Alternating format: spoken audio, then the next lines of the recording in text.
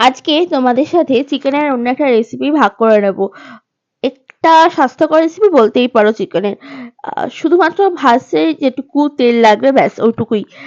এখানে আমি চিকেনটা ম্যারিনেট করে রেখেছিলাম প্রায় 1-2 ঘন্টা মতো। এখানে আমি চিকেনটা ম্যারিনেট করেছি নুন, গোলমরিচ আর দই দিয়ে। ম্যারিনেট করে রাখার পর হালকা করে লাল লাল করে ভেজে নিয়েছি।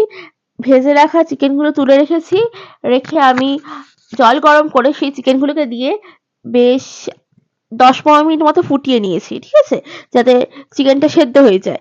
এখানে আমি আরেকটা কড়াইতে তেল গরম করে 1/2 চামচ মতো তেল গরম করে নিয়েছি। গোটা গরম মশলা দিয়েছি, দিয়ে সেটা বেশ ভালো গন্ধ এলে দিয়েছি পেঁয়াজ বাটা। পেঁয়াজ বাটাটা বেশ ভালো করে কষিয়ে নিয়েছি। এখানে আমি দেব নুন চিনি দিয়েছি ভালো রং আসার জন্য। তারপর দিয়েছি আদা রসুনের পেস্ট। বেশ ভালো করে কষিয়ে নেব।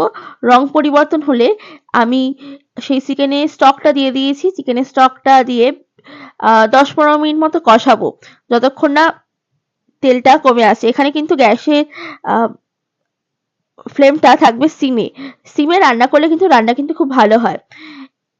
এখানে আমি ধনে গুঁড়ো, জিরে গুঁড়ো দিয়েছি। হলুদ গুঁড়োটা অপশনাল, তোমরা চাইলে দিতে পারো, নাও দিতে পারো। আমি এখানে হলুদ গুঁড়ো অ্যাড করিনি। একটা বাটিতে আমি আগে থেকে দই, নুন, চিনি 1/2 চামচ করে আর চিলি ফ্লেক্স, অরিগানো ফেটিয়ে রেখেছিলাম, সেটাই দিয়ে দিলাম ওপর থেকে। চিকেনের রংটা পরিবর্তন হলে তারপর দেব কাজু বাদাম বাটা। বেশ ভালো করে কষিয়ে নেব। মাখা মাখা হয়ে গেলে নামিয়ে নেব। কেমন হয়েছে রেসিপিটা জানিও।